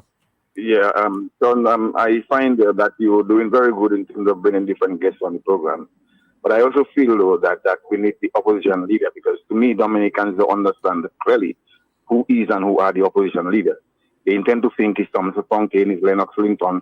But I believe maybe she's afraid to come there, but she's accustomed with you, maybe. Can you invite her one of them days? Let us say have views on everything. Thank you, caller. I understand what you're saying, caller. Thank you. I will speak to her, caller. Thank you. All right. Thank you very much. Yes, let's take a caller on the overseas line. Good afternoon, caller. You're live. Good afternoon, Mr. Thomas. Good afternoon, Mr. Sean Douglas. Thank you all for doing what you all are doing for Dominica. Mr. Thomas, both you and Justice Andre have certainly reignited my enthusiasm. You have given me hope to look forward with optimism, and that's a great thing. It's high time we hear voices of this nature. People of influence. And Mr. Thomas, I'm very much encouraged by your presence here at Q95 this afternoon. But Sean, this young fellow, when he was talking about his electoral, what phrase he used? Electoral something. He invoked the name of Jesus Christ multiple times. you know. But what I'm saying is, this is the guy, as Blessings said, this is a guy, you know, who is like a walking, sleeping, talking, driving, bathing contradiction. I mean, here it is. He has invoked Jesus Christ so many times in his whatever he was talking about. But this is the same guy who said they should dash Lennox Linton with hot water.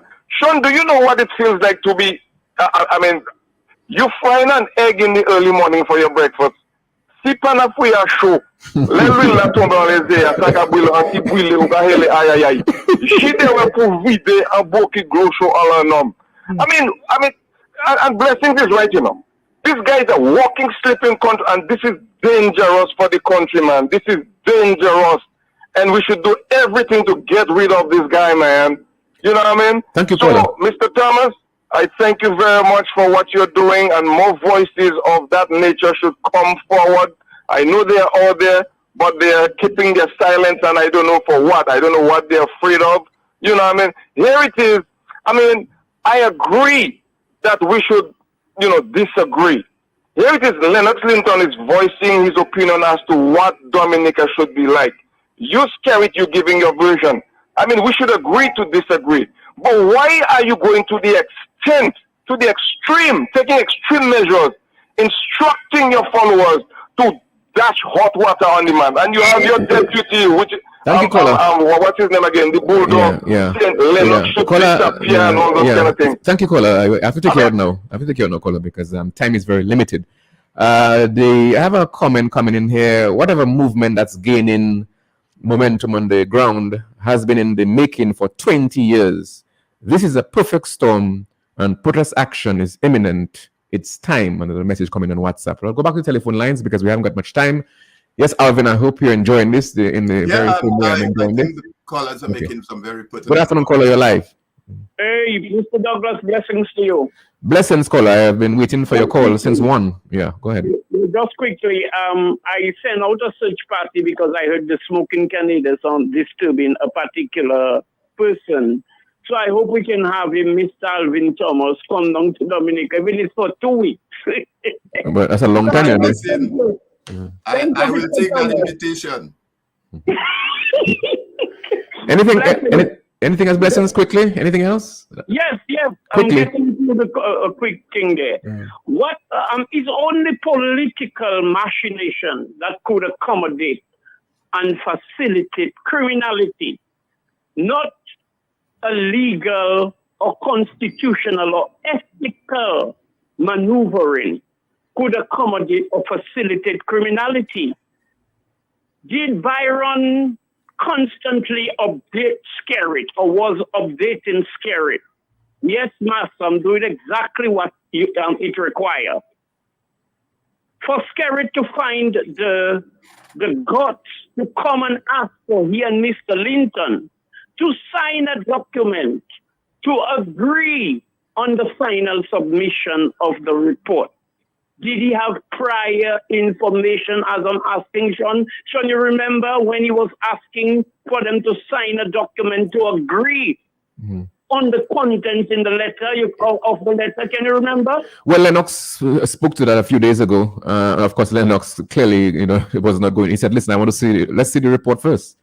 So that is why I'm asking. The whole situation seems to be corrupt and it was corrupt from the very start, in the manner in which Byron were unilaterally paid or employed or hired or contracted to write a report that is so favorable based on the dictates of one man. Thank you.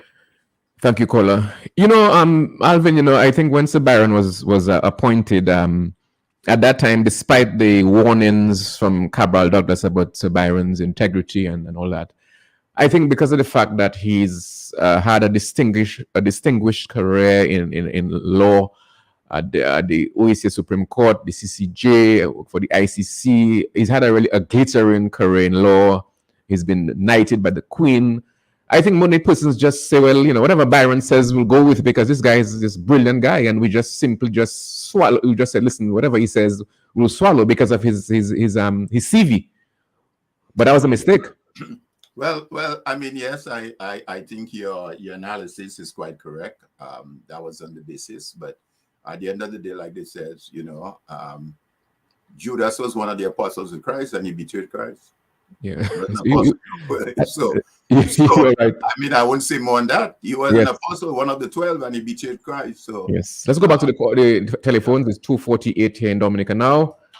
Good afternoon, caller. You're live on Talk on the Block. We have Mr. Alvin Thomas, who's been here for the last hour and a half, 2 hours. Hi. Good afternoon, Sean. Quickly, can I have your number, please? Your WhatsApp number. I'm going to send to you. Yes, it's 235-2955. Of course, 767-235-2955. That's 235 Mm-hmm. 2995. 2955. 2955. That's interesting. Okay, thank you very much. Thank you, caller. Thank you very much. Let's go back to the telephone lines. Let's see. We want to take as many calls as possible. This thing is burning up. Q95 really is especially at certain times of the day, certainly during the hot seat. In the morning, Talk on the Block, that's where everybody's listening. I could actually hear a pin drop. Hello, good afternoon, caller. You're live. Good afternoon, Sean. Yes, caller. And good afternoon, Mr. Alvin. Good afternoon. Good afternoon. Yeah, Sean, I would like to endorse everything Alvin said. And we should never allow or accept that report. Because Sean, there are a lot of recommendations that is in conflict with the Constitution. The Constitution should be our foundation. So all the laws should be based on the Constitution. And one clear example is the issue of the voter ID card versus the national ID card. And Byron knows that because he himself brought it up in his report, saying, he's like he's not sure, or there is an issue we have to look. When he is qualified enough to know that the Electoral Commission doesn't have the authority by law to issue national ID card, and that's just one example. And another concern I have is where it pertains to the residency requirement, in that once your name on the list, you can vote, even if you absent from Dominica for more than 5 years. When it's even Alvin read it this afternoon, residency or domicile, you have to be a resident to vote in the constituency where you live. And I'm never one, Sean, that believes any individual should have 2 places to vote. To me, it is against international law. You cannot reside in Antigua, vote in Antigua, and come in Dominica or Central and vote there. When you vote, you have to hold the people responsible, because election, as Alvin knows, that election have consequences. You cannot vote and leave all the problem for another setup, and you're not there to face the consequences you create. So again, Alvin, very good job. I mean, what you say is so clear, my brother. If people cannot understand that, I don't know what happened to us in Dominica, but now Dominican have to decide exactly what country they want to live. They want to live in a democratic system, or they want to live in a Chinese Republic, Communist Party Republic of China. Thank you, caller. And so, Roosevelt scared, one last thing. Roosevelt scared to win the Labour Party with the Communist Party of the Republic of the people of China. So the same administration that is governing China, they are the ones governing Dominica. So I don't know where the people, if they want to give up their rights or whatever country they want to live in, but I definitely don't want to live in any dictatorial country or any communist country. Well, caller, we are well on the way. Anyway, I'm listening. We're well on the way well on the way to being a dictatorship. Well on the way. I saw it about 2011, and I have no doubt in my mind that we are living in a dictatorship which is gathering pace. We live in what I would call a galloping dictatorship. No, I received yesterday and I received again today, Alvin, this message on my phone, and although it doesn't relate to electoral reform, but it relates to governance, and which we'll discuss at some point in the near future. It says here, it reads here, that the number of times CARICOM countries have changed government since 2000. Montserrat 6, Bahamas 5, Haiti 5, St. Lucia 5, Guyana 4, Jamaica 4, Barbados 3, Belize 3, Grenada 3, St. Kitts 3, Suriname 3, TNT 3, Antigua and Barbuda 2, St. Vincent 1, and Dominica 0.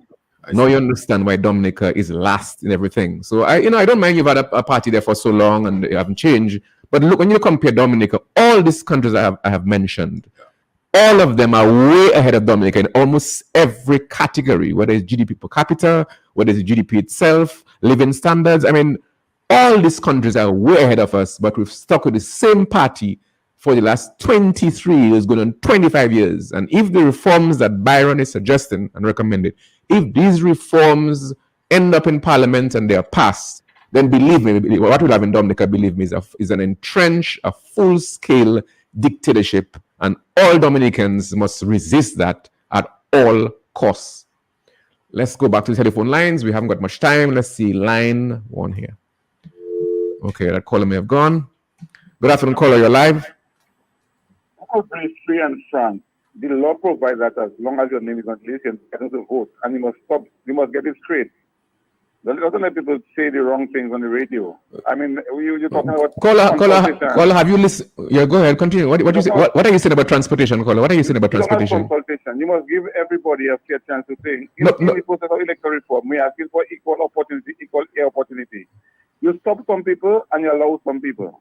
If you want to have a broad cross-section of opinions, you must listen to all sides. And if you will make it a wrong statement, you have to correct them. Caller, what wrong statement has Alvin made today? What wrong statement has he made? And you talk about all sides. Caller, you only see things through a Labour Party prism. You talk about all sides. You don't listen to all sides. You listen to one side and you see only one side. We've only got 5 more minutes, so I can't entertain you for too much longer, caller. I'll just say briefly, Sean, Dominica is the only country where the number of names on the voters list exceeds the population. Nowhere else. Yeah. It's not in St. Lucia, it's not in Antigua, it's not in St. Kitts, it's not in Grenada. And all these countries have had elections within the last 2-3 years. Not one of them. Dominica electors list exceeds the population. Yeah, that hasn't existed for quite a while. We've got about 5 more minutes here on Talk on the Block. Very interesting discussion this afternoon. I'm really getting excited about this. Good afternoon, caller. You're live. Okay, the caller seems to not be paying attention, so we'll have to abort this call and take another call. Hello, good afternoon, caller. You're live. Okay, hi, it's me again, but now I want to speak. Alvin, thanks for your submission. You helped me understand something that has been bothering me. I couldn't understand why the Prime Minister shifted from electoral reform to electoral modernization. And as you spoke, it sort of hit me. Because the Prime Minister has always said that all elections in Dominica have been held under the same rules, same laws from independence until now. But what he didn't say is that the problem that we have in Dominica now, and not because our laws are faulty. That's why I reject the idea that simply going around that our problems are because our rules aren't strong enough or the Constitution is bad. But our problems are because the Constitution has been violated. If you violate the Constitution, you can do anything and still claim to be operating under the same Constitution. Absolutely. But by saying this is now election modernization, what he's saying is the rules are fine. We have been following the rules, but we want it to be more modern. So he takes away the argument that the Constitution has been violated. And Sean, that's the reason why I sent you the 2 things I sent you. Yes, I saw that caller. Yeah, you can check it out when you're done. So I thanks Alvin for that. You just opened my mind this afternoon. Thank you. Thank you, caller. Thank you, caller. Again, Sean, that's what I'm saying. We have to put this thing in context and we have to determine the narrative.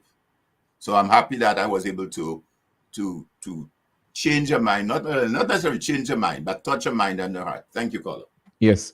Okay, callers, we haven't got much time, so whenever you call, keep your contributions as brief as possible, but make your point nonetheless.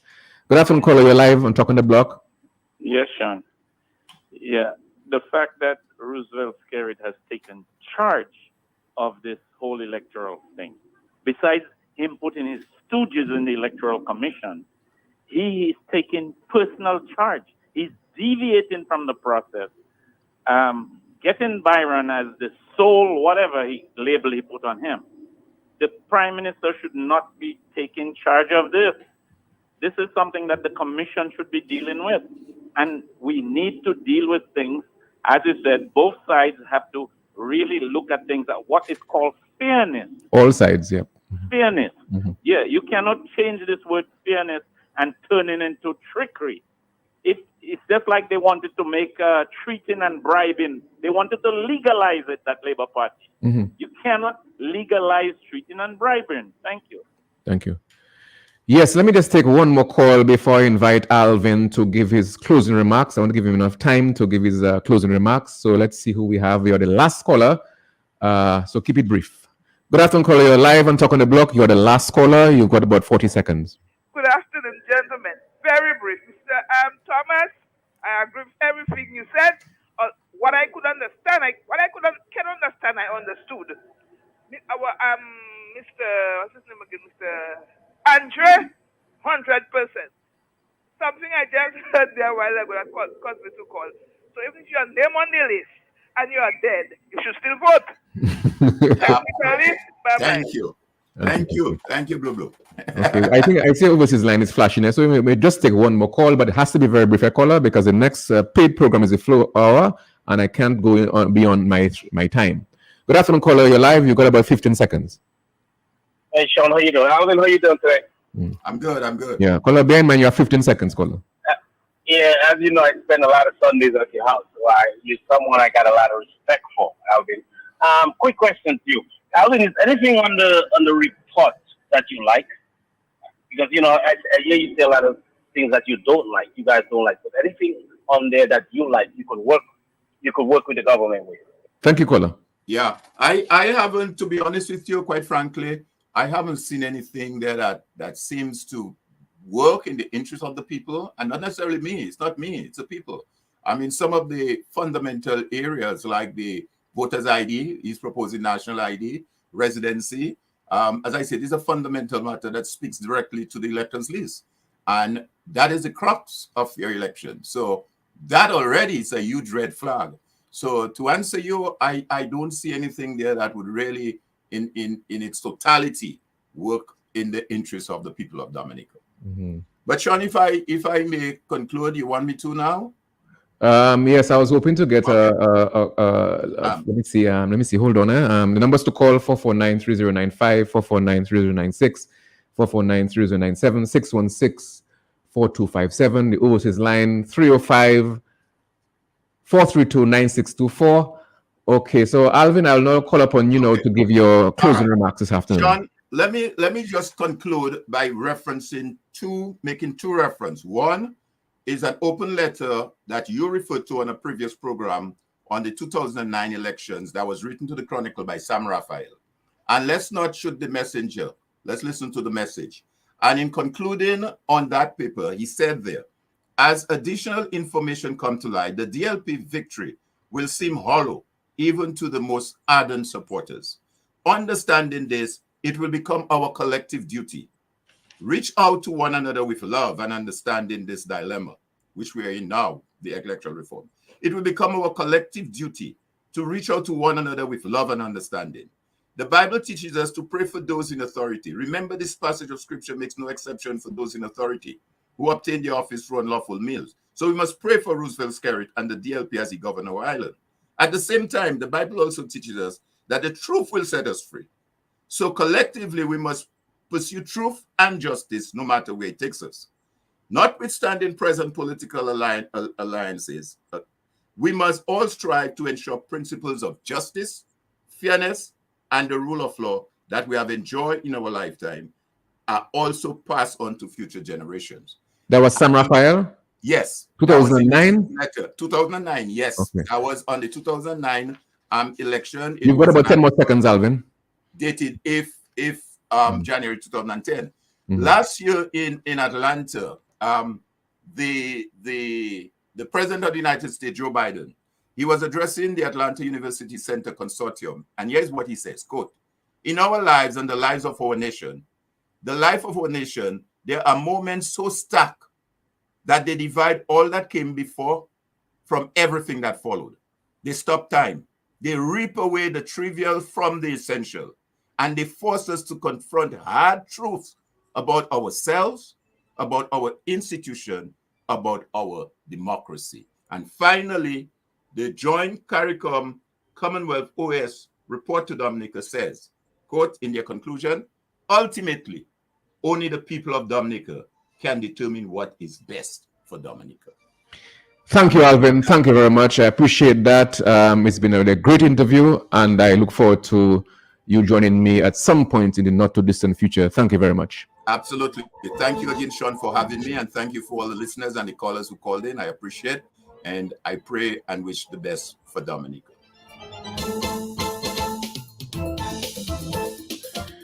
Yes, we've come to the end of a very exciting and informative and engaging Talk on the Block for another day.